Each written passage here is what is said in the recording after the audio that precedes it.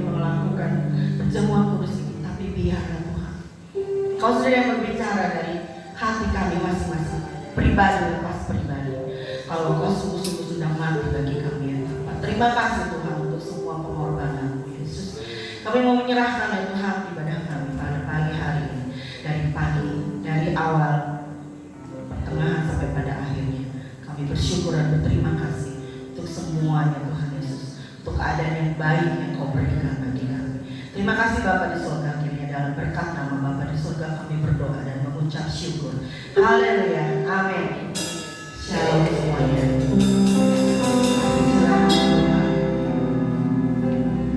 Kita ada sebagaimana kita ada pada pagi hari ini bukan karena kekuatan kita, ya, semua karena kemurahan dari Tuhan. Mari kita sambut Sang Raja, amin. Haleluya.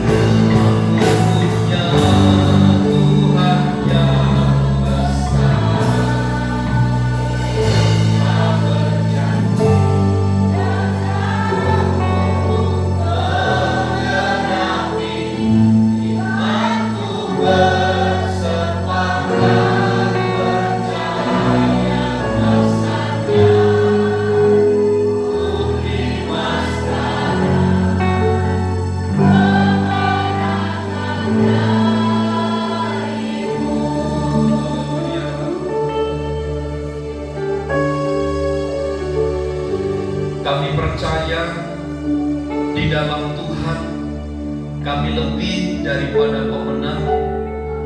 Karenanya biarlah segala kesulitan yang kami alami menjadi alat bagi kami untuk kami semakin bertumbuh kuat di dalam Tuhan. Itu sebabnya ketika firman Allah disampaikan kepada kami pun mengalami pembaharuan. Iman dan percaya kami semakin diteguhkan, dikuatkan oleh Tuhan.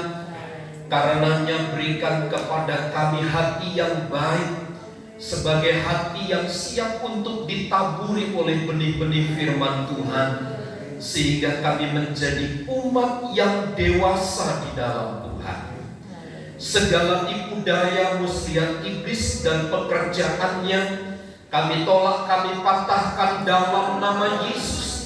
Tuhan yang memberi kemenangan bagi kami. Kami siap diberkati oleh firman-Mu. Di dalam dan demi nama Yesus kami berdoa. Amin. Silakan duduk Bapak Ibu Saudara sekalian. Salam. Puji Tuhan, kita sampai kepada bulan Desember, sudah tanggal 4 sekarang. Sepertinya waktu itu berjalan begitu cepat. Tentu seiring pengalaman-pengalaman kita bersama dengan Tuhan semakin dipertambahkan dari hari ke hari. Amin. Baik, mari kita membaca Alkitab kita di dalam Injil Matius pasal yang ke-13. Kita membaca ayat yang ke-7 dan ayat yang ke-22. Ayat 7, kemudian kita sambung ayat yang ke-22. Mari kita membaca ayat ini secara bersama-sama. 2, 3. Sebagian lagi jatuh di tengah semak duri, lalu makin besarlah semak itu dan menghimpitnya sampai mati. Ayat 22.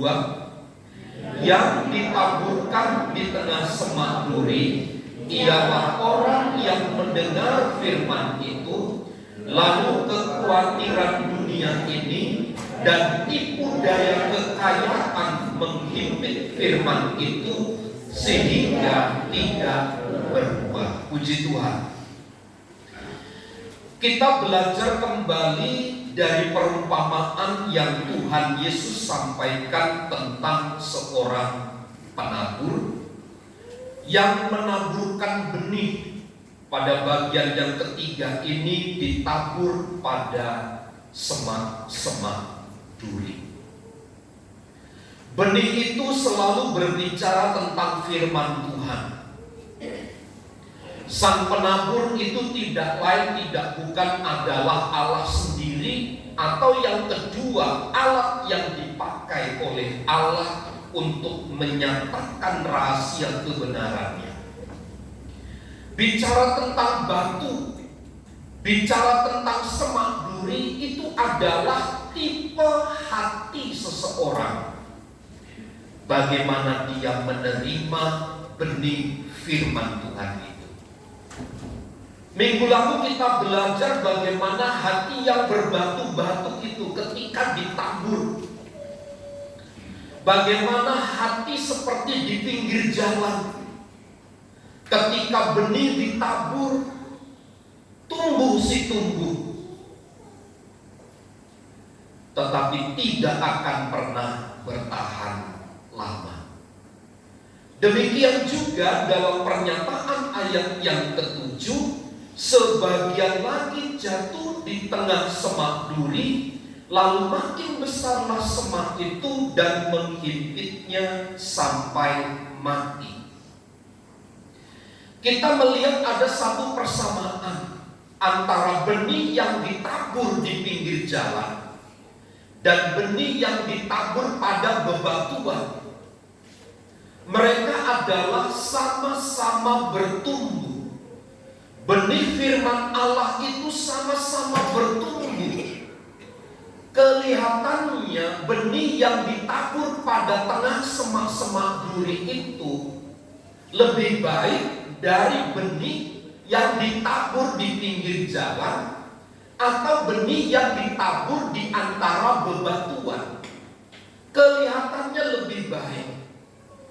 Tetapi kalau kita mencermati jauh ke dalam, ketika benih itu mulai bertunas sesudah masa persemaian sedemikian rupa, kenyataannya, kelihatannya sangat menjanjikan. Sekali lagi mungkin terlihat sama dengan yang lain, sama-sama bertumbuh dan seterusnya. Tetapi Alkitab menegaskan ketika ada panas matahari menunjukkan terik atau kekuatan panasnya di bumi, maka ayat 7 berkata, maka akar semak-semak duri itu pun mulai bertumbuh.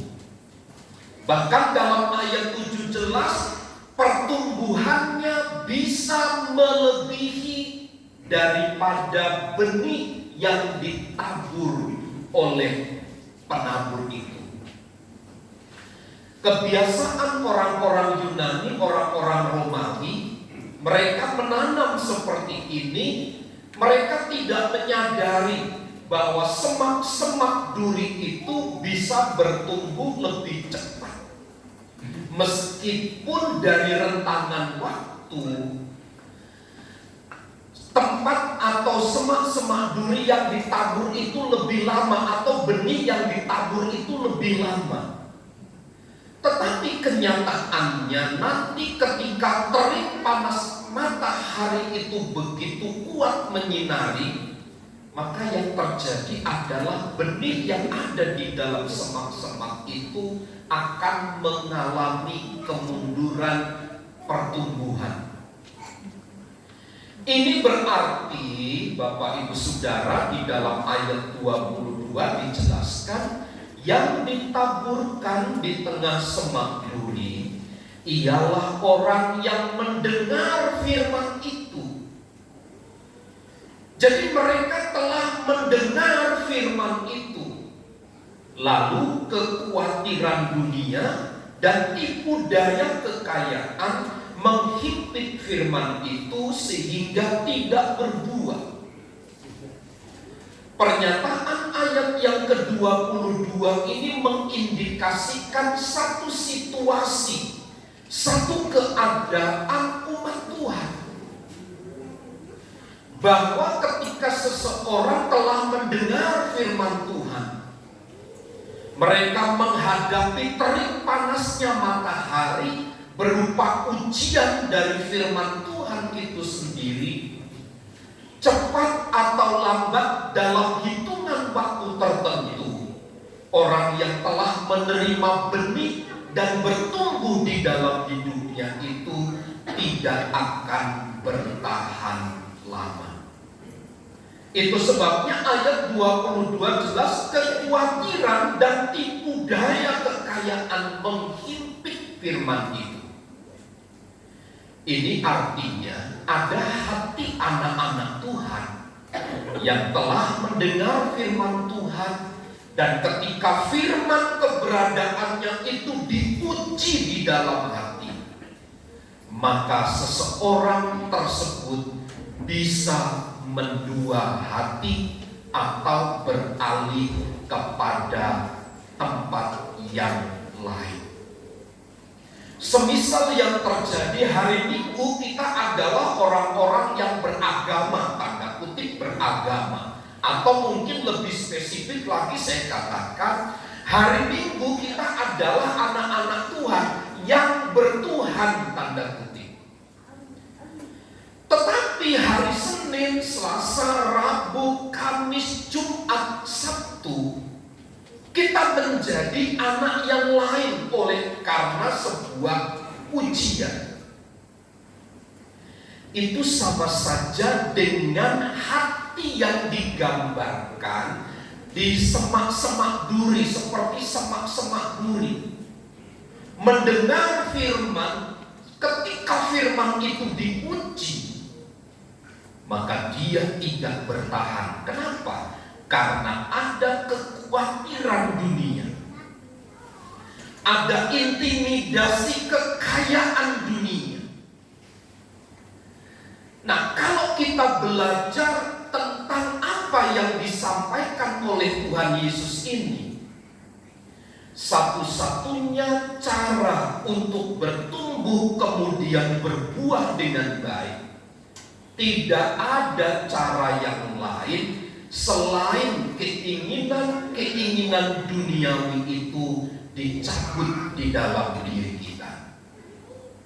Apakah mungkin kita tinggal di dunia yang masih terdiri dari darah dan daging itu melepaskan diri dari keinginan-keinginan duniawi? Apakah mungkin ada kekuatan bagi kita untuk mencabut keinginan-keinginan duniawi itu?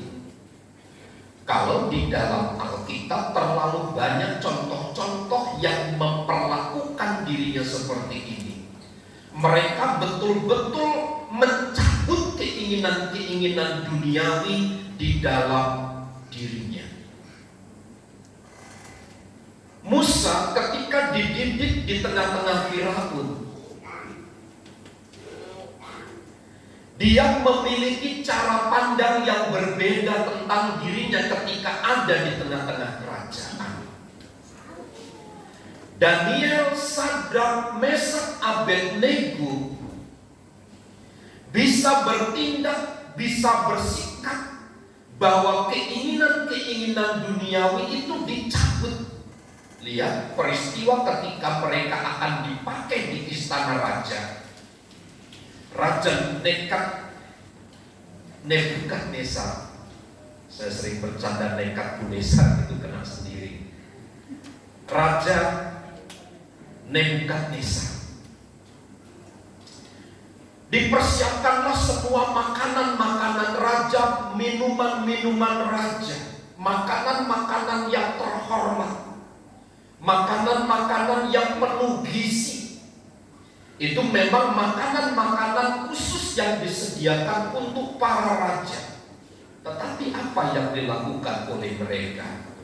Mereka tidak menyentuh sedikit pun makanan-makanan yang disediakan oleh raja itu. Tetapi justru dia memakan makanan sayur-sayuran yang dipandang tidak berharga. Ini mengindikasikan kepada kita, mereka adalah orang-orang yang bisa mencabut keinginan-keinginan duniawinya, meskipun ada di tengah-tengah ancaman, ada di tengah-tengah dunia yang tidak sepaham, yang tidak sependapat dengan kita.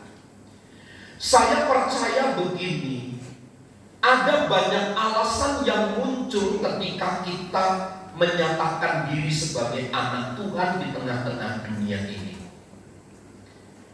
Mengapa kita tidak berdoa ketika makan di tempat umum? Lalu kita alasan, seringkali di rumah juga berdoa dan seterusnya.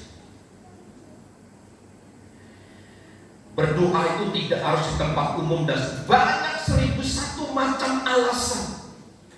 Tuhan juga tahu kok isi hati saya dan seterusnya. Tetapi alasan-alasan yang muncul untuk membenarkan diri sendiri, sebenarnya kita sedang menyamakan diri dengan dunia. Satu kali saya rapat dengan Badan Pengurus Daerah untuk Sinode GPIA di satu restoran. Saya ditunjuk berdoa. Saya berdoa. Selesai berdoa, kita pesan makan begitu. Setelah kita selesai rapat, rupanya saya dengan ketua BPD itu mau bayar. Sudah dibayar oleh orang lain. Lalu saya coba menerka, apakah ada orang yang saya kenal ketika saya masuk dalam ruangan itu? Biasa kalau saya masuk, saya lihat orang gitu, ya. Saya cermati, adakah teman, adakah kenalan, adakah saya tahu. Di ruangan itu yang baru pertama kali datang hanya 4 orang, saya kenal. Saya tahu 4 orang. Kenapa?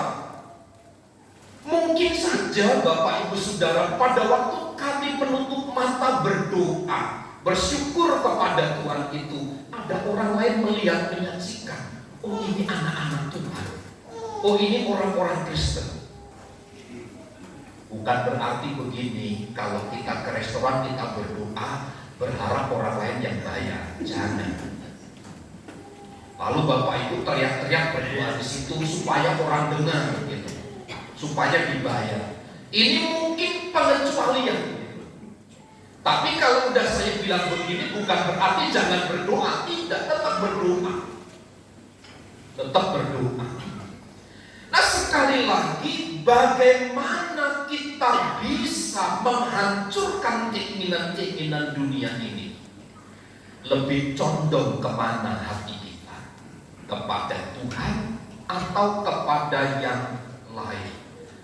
Tentu Tuhan akan memberikan kekuatan kepada kita pada waktu kita berdiri di atas kebenaran dan di atas firman-Nya. Tuhan akan menyatakan pembelaannya kepada kita, dan Tuhan memberikan kekuatan kepada kita sehingga kita mampu menyelesaikan semua dengan baik. Pengertian dari ayat 7 dan dari ayat 22 dari Matius pasal 13 itu, Yang ditaburkan di tengah-tengah semak duri ialah orang yang mendengar firman, lalu kekhawatiran dunia ini dan tipu daya kekayaan menghimpit firman itu sehingga firman itu tidak berbuah. Yang pertama, pengertian saya adalah begini. Ada anak-anak Tuhan yang telah ditabur oleh benih firman, tetapi berbarengan dengan benih firman itu ditabur di dalam dirinya, dia masih memikirkan kekhawatiran dunia ini dalam melihat kenyataan, menghadapi kenyataan dan seterusnya. Contoh, tadi malam ketika mau ibadah Natal anak Yud, kan lampu mati hampir 1 jam. Aturan jam 6 itu sudah mulai mundur kita sampai setengah 7. Nah, di dalam itu Ibu Gembala bisa begini, Papi, waktu tadi makan di dapur kompor sudah dimatikan. Saya bilang, sudah. Saya periksa di dapur sambil makan, saya matiin kompor. Padahal saya dan Ibu Gembala waktu itu sudah ada di gereja. Ada mungkin Bapak Ibu juga yang ketika saya bilang begini, sekarang kita berpikir, ya Tuhan, tadi saya masak air, kompor sudah matikan belum ya? Saya tadi berangkat nyetrika, wah, sudah saya cabut belum ya itu setrika? Kalau Anda begitu, cepat telepon, ada di rumah Bapak Ibu. Cepat telepon di rumah, sudah saya cabut belum ya tadi? Supaya apa? Tidak terpikirkan terus. Sembari kita mendengar firman, sembari kita memikirkan kekhawatiran dunia tentang apa sih itu? Makan, minum, dan pakai. Matius pasal 6 ayat 25 sampai ayat 26. Ini yang disebut dengan kekhawatiran dunia.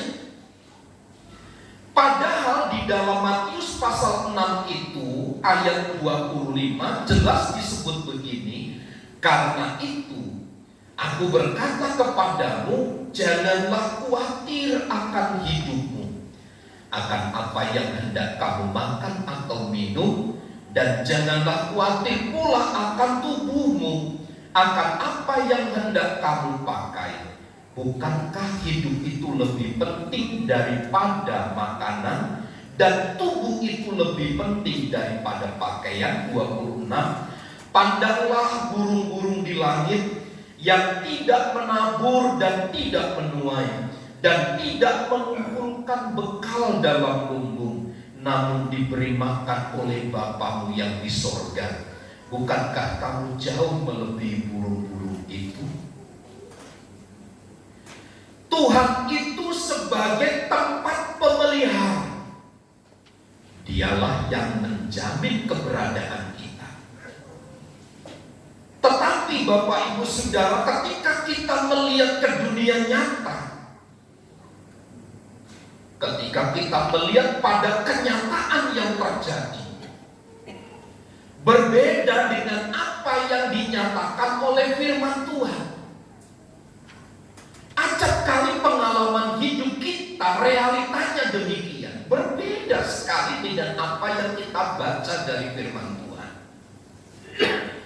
Tetapi justru menurut saya memang seharusnya keadaan dunia itu berbanding terbalik dengan apa yang kita baca dari firman Allah, supaya kita tahu Allah Sang Pemelihara itu betul-betul menyediakan bagi keperluan dan kebutuhan kita.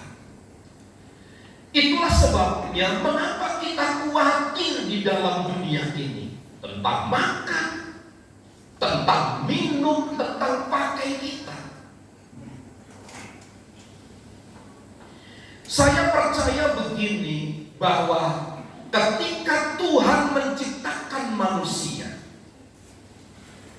Tuhan telah memberikan garansi, memberikan jaminan-jaminan kepada kita sehingga kita dapat melangsungkan kehidupan ini dengan baik. Nah, kekhawatiran dunia itu bersifat pertama, dia menjerat, menyusahkan kita. Itu sebabnya Alkitab berkata, apakah ada orang yang khawatir bisa menambahkan sehasta langkah hidupnya? Tidak. Kekhawatiran dunia itu menjerat dan menyusahkan kita. Dia menjadi penghalang bagi kita untuk kita dapat memperoleh dari manfaat, dari faedah firman itu. Kalau kita sudah dikuasai oleh kekhawatiran, dalam ayat 22 pada Matius pasal 13, maka bagaimana kita mendapatkan manfaat dari firman itu?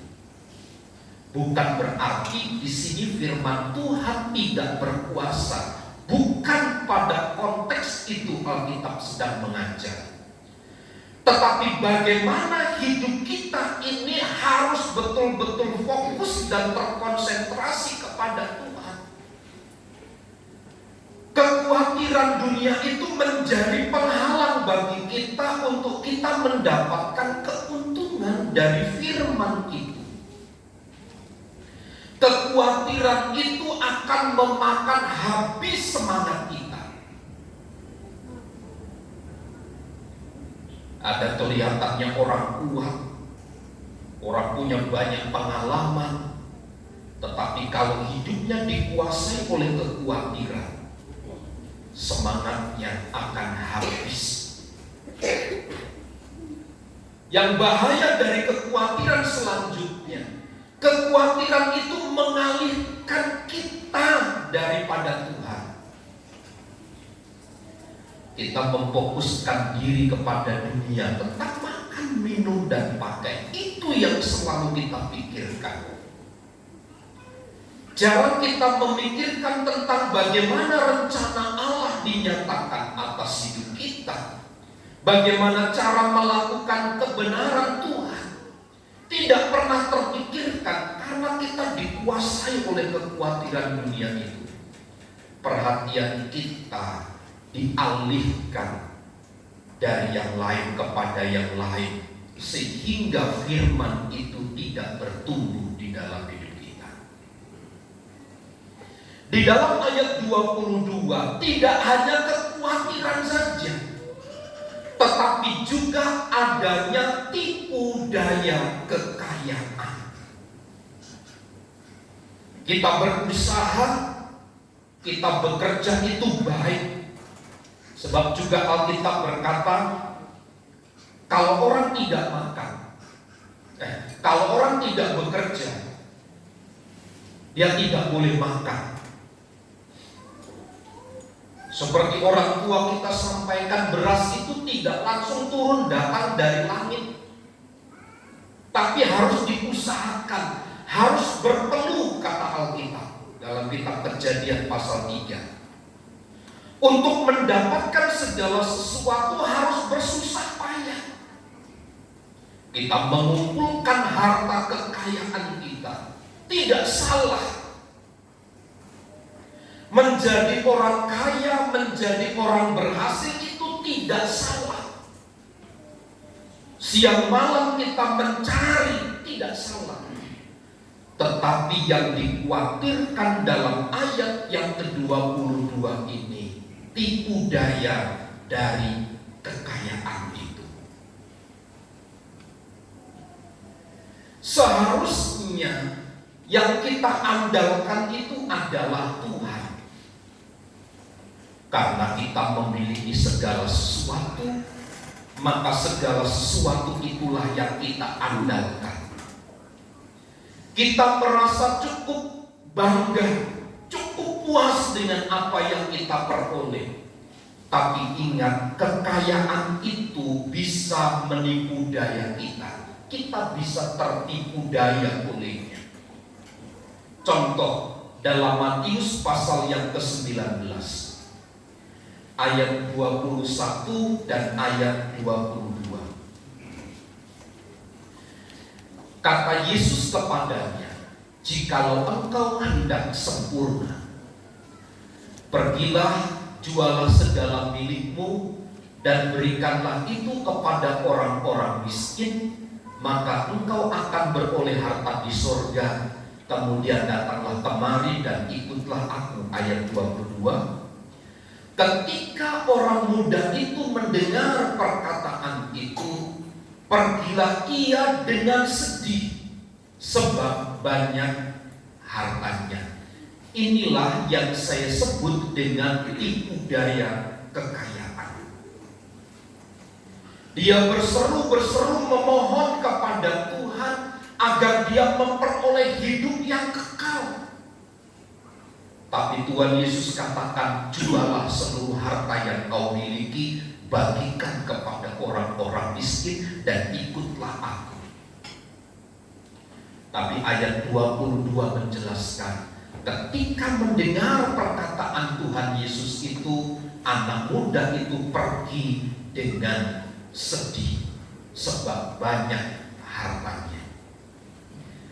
Ini adalah bentuk tipu daya daripada kekayaan.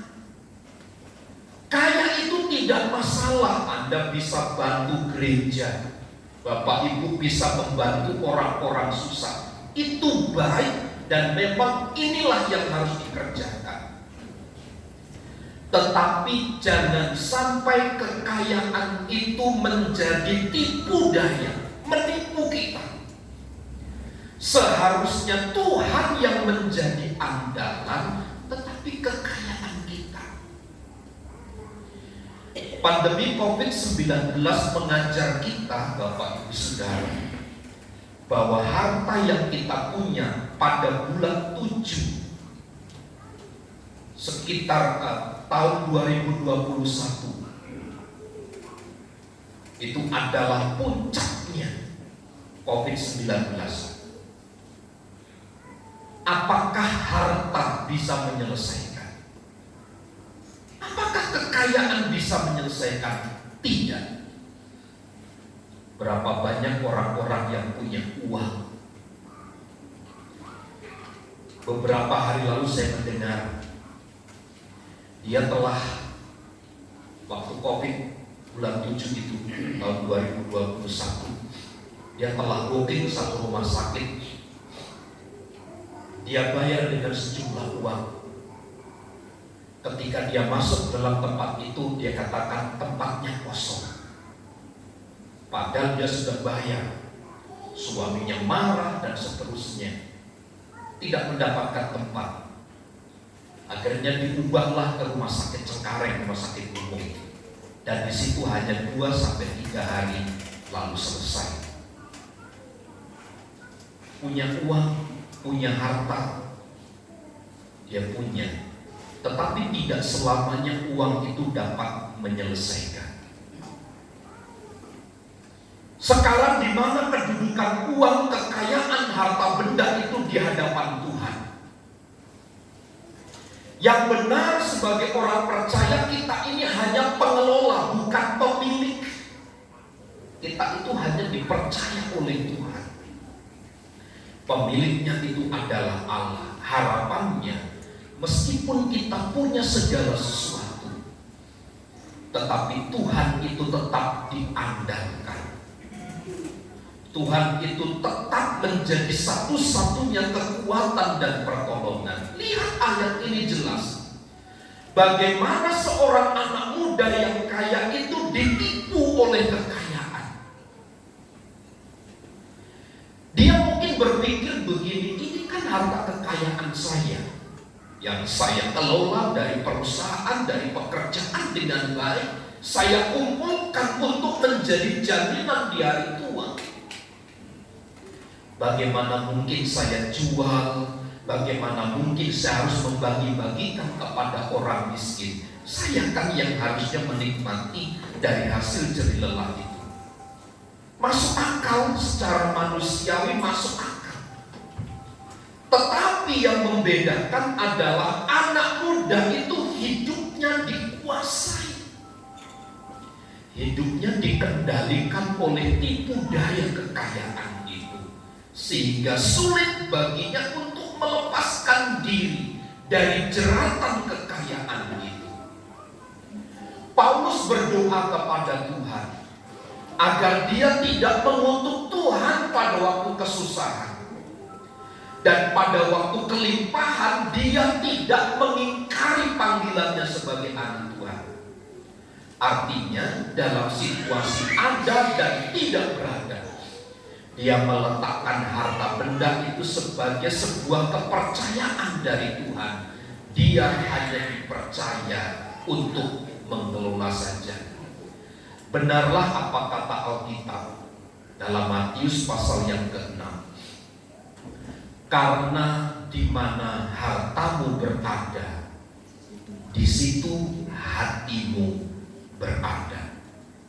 Inilah tipu daya kekayaan. Hati kita itu lebih memandang mana yang utama. Kalau pasangan sebagai yang utama, maka kita akan serius kepada pasangan hidup kita.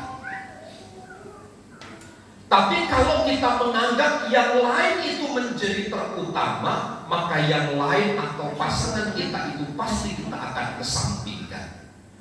Karena sekali lagi Matius 6 juga menulis, kita tidak bisa mengabdi kepada dua Tuhan.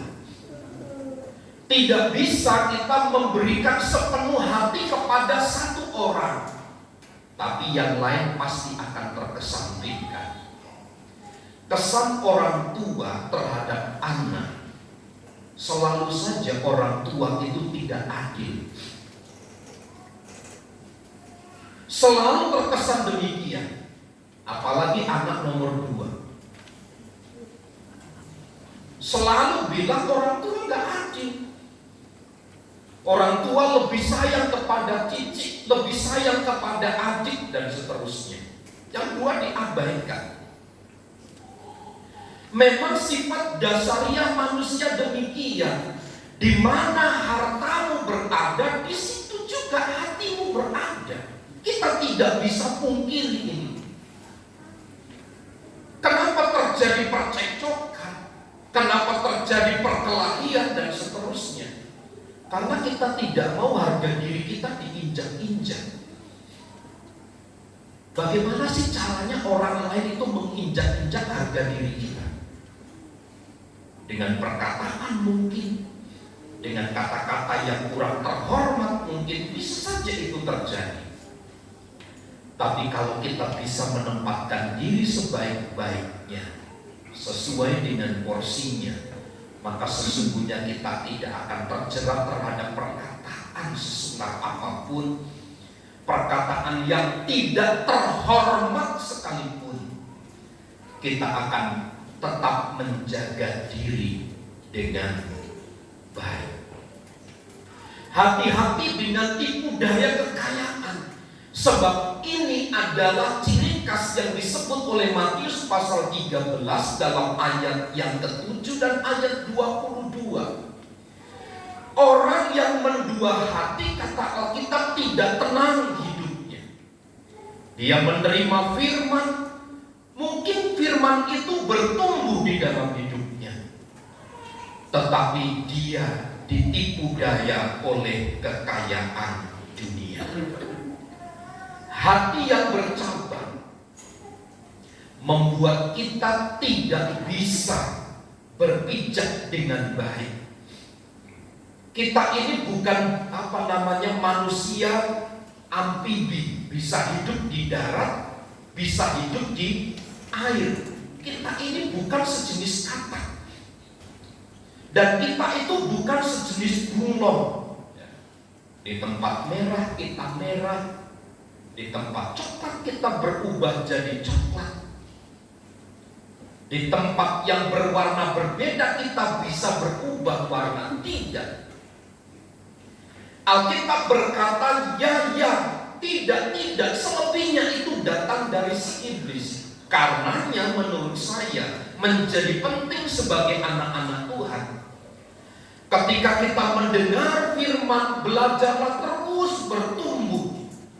Meskipun panas terik matahari menunjukkan kekuatannya bagi kita, dan semak-semak duri mulai bertumbuh menghimpit kita, tapi saya percaya benih firman Tuhan itu akan terus bertumbuh di dalam hidup kita, sehingga kita semakin kokoh dan semakin kuat.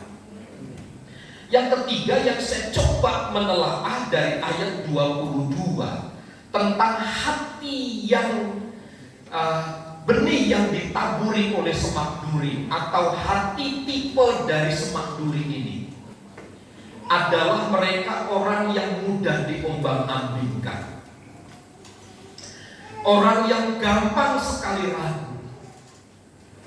Itu kalau Bapak Ibu Saudara lihat pelawak ya di televisi, dia selalu begini. Kalau sahabatnya menyalahkan yang A, lalu di pihak satu bilang, ya kamu yang salah. Ketika dia menyatakan yang menyalahkan ke C, nah pihak yang ini bilang, oh ya C betul, gitu. C yang salah. Lalu dia bilang, oh ya betul, dia yang salah. Selalu begini, dia adalah orang yang mudah diombang-ambingkan.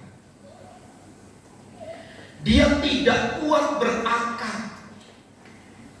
Orang mudah ragu-ragu.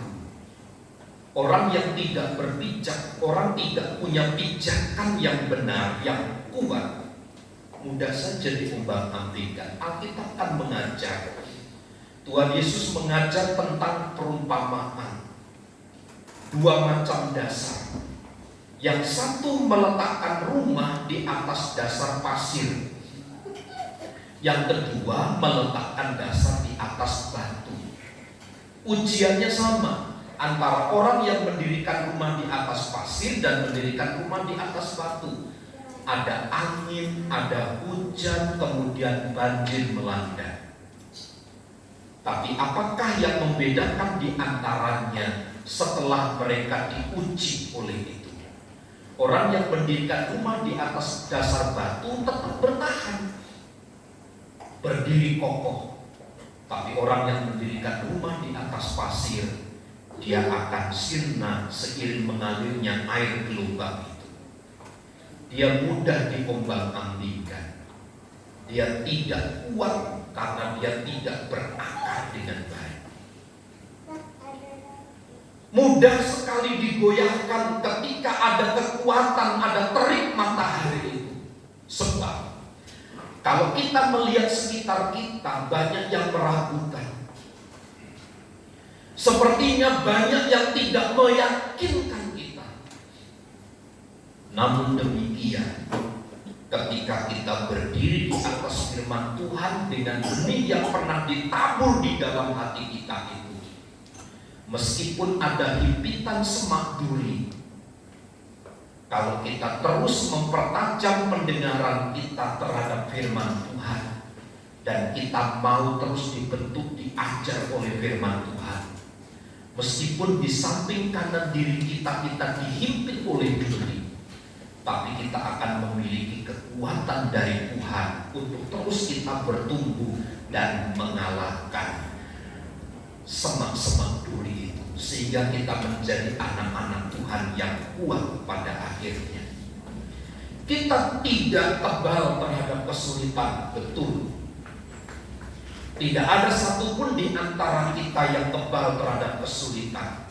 Kita jatuh di berbagai banyak lubang. Tetapi saya percaya Tuhan akan menolong dan memampukan kita. Itu sebabnya biarlah ini menjadi pelajaran bagi kita. Betapa sukarnya ketika seseorang hanya mendengar firman dan bertumbuh, tapi ketika diuji dia harus mengalami kemunduran. Tapi hari ini mari kita belajar, jadikan hidup ini terus bertumbuh di dalam Tuhan. Jangan sampai kita tertipu daya oleh kekayaan. Jangan sampai kita khawatir, diperdaya oleh kekhawatiran dunia ini yang menghambat pertumbuhan kita di dalam Tuhan. Tuhan Yesus memberkati. Saya mengundang pelayan musik untuk maju ke depan. Kita akan menyanyikan satu pujian kepada Tuhan. Telah kulihat bukti kasih-Mu, kita menaikkan pujian ini sembari kita mempersiapkan diri untuk masuk di dalam perjamuan kudus. Dan mari bersama kita merefleksikan apa yang telah kita dengar dari firman ini. Meskipun mungkin hari-hari ini hidup kita, hati kita seperti semak duri yang ketika ditabur oleh firman Tuhan kita bertumbuh, tetapi dengan himpitan yang muncul kita tidak dirobohkan. Kita semakin kuat di dalam Tuhan karena kita berakar kuat di dalam Tuhan.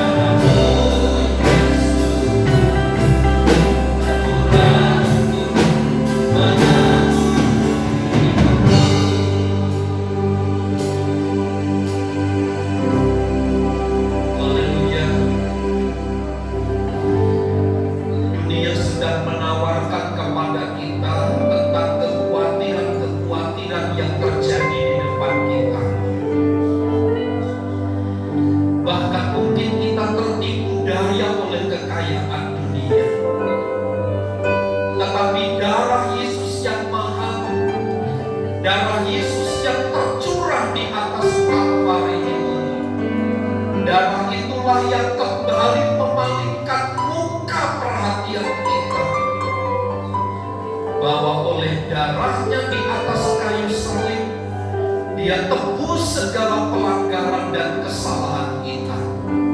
Dia telah mengangkat kita kembali menjadi anak-anaknya, sehingga kita berakar kuat di dalam Tuhan.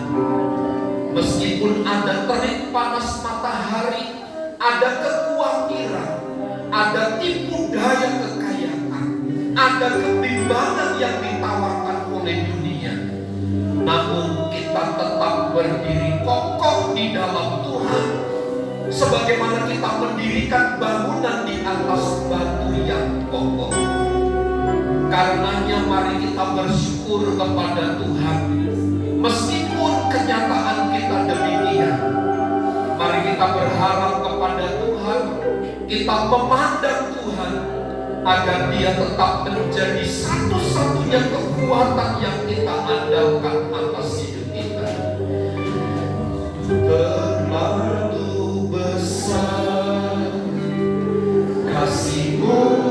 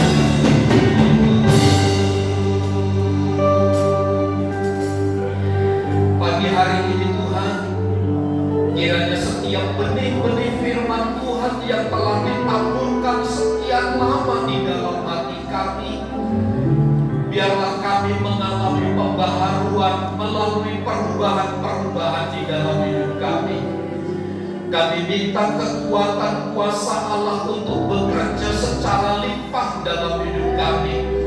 Kami tidak ditipu daya oleh kekayaan dunia. Kami tidak dikhawatirkan oleh kenyataan-kenyataan yang muncul dan terjadi di sekitar kami. Kami tidak bimbang, kami tidak ragu untuk kebenaran firman. Tapi kami akan semakin kokoh di dalam Engkau.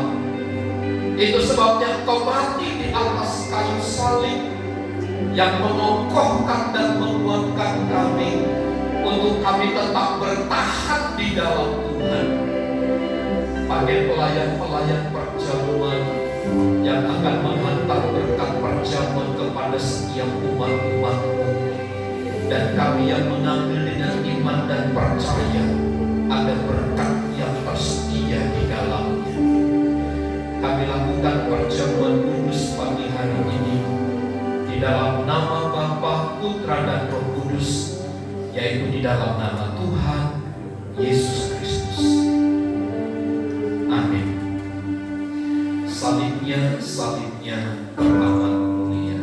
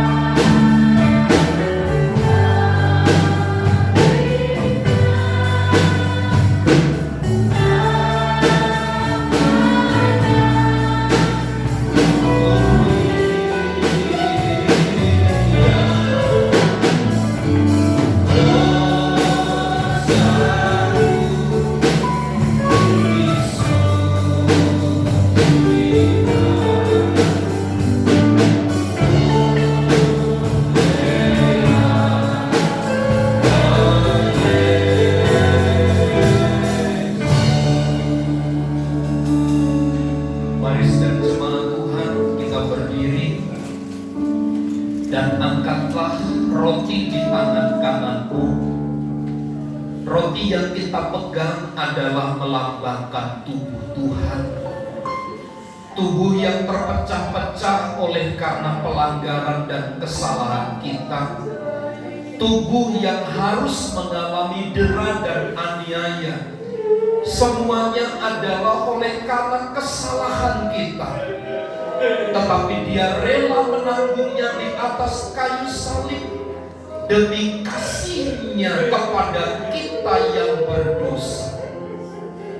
Sebab apa yang telah kuteruskan kepadamu telah aku terima dari Tuhan, yaitu bahwa Tuhan Yesus pada malam waktu Ia diserahkan mengambil roti, dan sesudah itu Ia mengucap syukur atasnya. Ia memecah-mecahkannya dan berkata, "Inilah tubuhku yang diserahkan bagi kamu. Perbuatlah ini menjadi peringatan akan aku." Mari kita makan dengan iman dalam nama Yesus.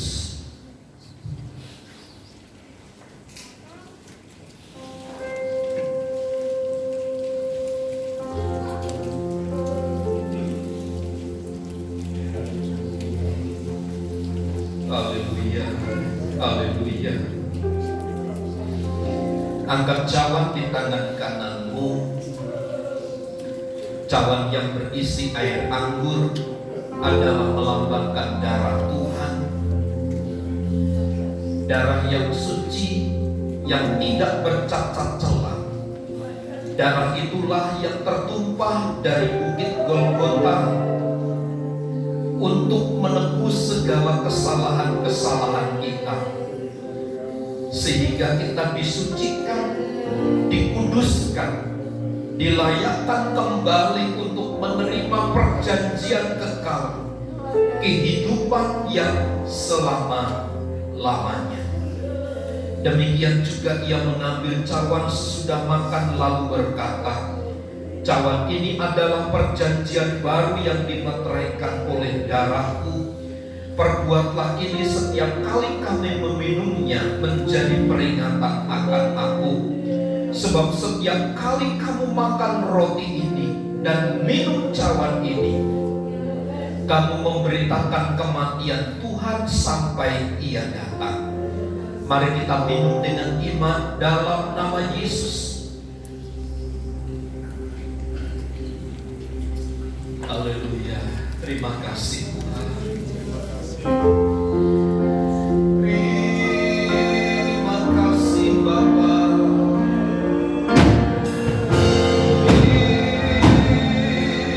Terima kasih Tuhan.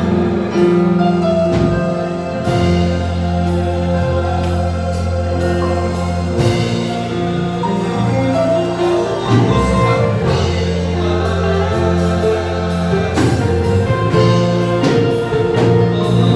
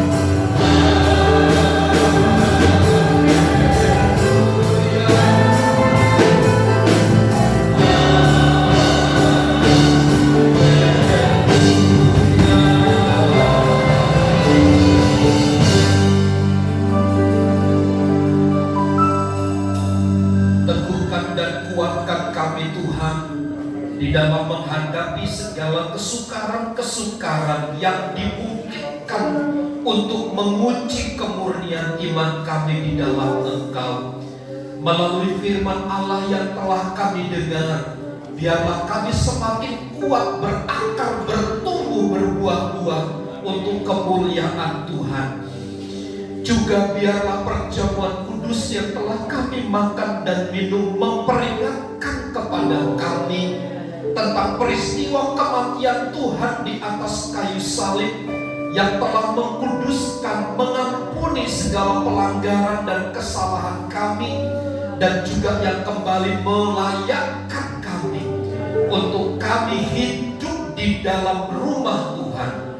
Karenanya hiburkan kami dengan firman, dengan peringatan akan perjamuan kudus ini.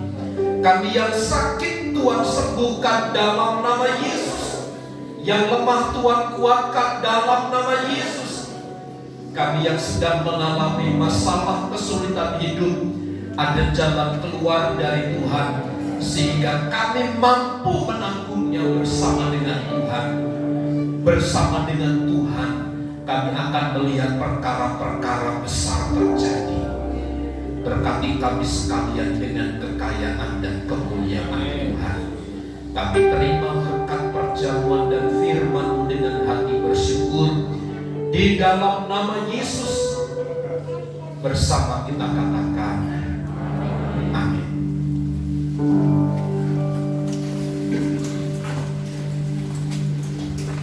Terima kasih untuk Bapak-Bapak yang sudah melayani pelayanan dan waktu saya. Tuhan Yesus yang berkati. Kita satukan hati dalam kita menjalani persembahan. Puji dan syukur hanya bagi-Mu Bapa. Terima kasih Tuhan, melalui pertengahan ibadah kami Tuhan, kami mau memberikan yang bisa kami berikan untuk menopang pekerjaan di tempat ini. Dan biarlah Tuhan Yesus sebagai salah satu bukti untuk kami yang tahan Tuhan Yesus taat kepadamu ya Tuhan. Kami mau mengembalikan ya Tuhan yang menjadi kepunyaan-Mu ya Bapa, yang sudah kami terima berkat-berkat-Mu ya Yesus. Terima kasih Bapa yang baik. Biarlah semuanya ini Tuhan Yesus boleh menjadi rupa yang harum di hadapan-Mu. Dan dalam berkat nama Bapa di surga, kami jalani persembahan ini. Haleluya. Amin.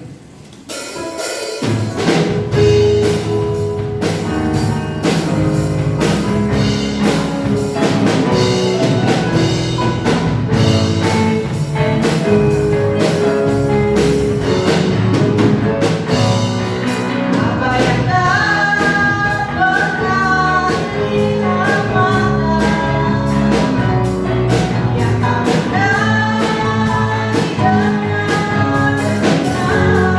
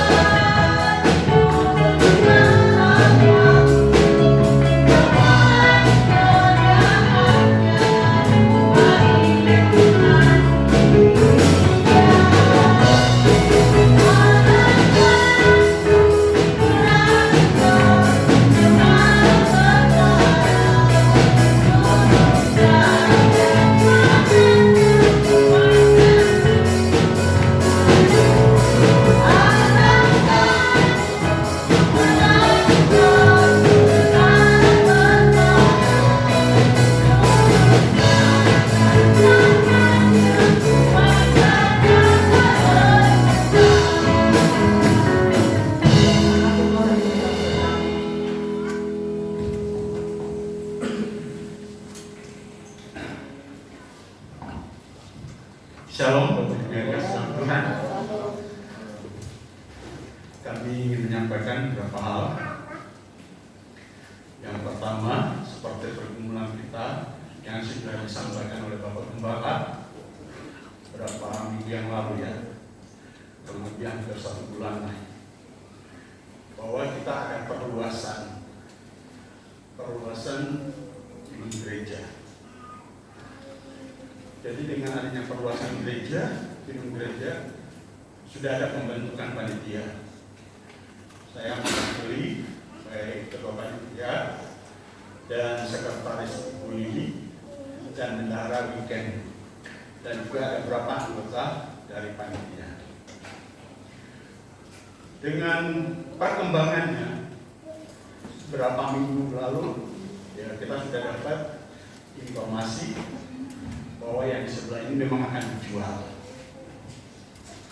Olehnya kita sudah beberapa kali pertemuan, kita coba, Bapak Gembala sudah menyampaikan dan kita coba merumuskan. Tapi terakhir sudah mulai tawar-menawar dan akhirnya kita sudah mendapatkan angkanya.